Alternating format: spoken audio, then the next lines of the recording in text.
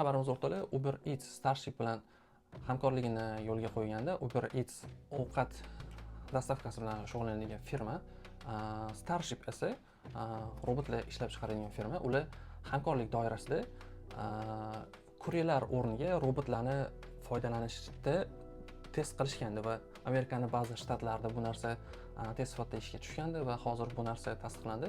Amerikada aktiv holatda bu narsa ishlayapti, ba'zi shtatlarda, San Fransisko, Kaliforniya va boshqa shtatlarda, va endilikda bu narsa Angliyada ham ishga tushadigan bo'ldi. Ularning planlari bo'yicha 2026-yilda Yevropaning boshqa davlatlariga, Germaniya, Fransiya va Ispaniyaga ham ochilishni maqsad qilishgan. Endilikda bu bilan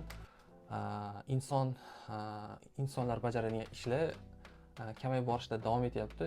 Kuryerlarning ishi bu robot bilan kamayib boryapti degan ma'noda, ya'ni ish yo'qotishni boshladik robotlar va sun'iy ongga.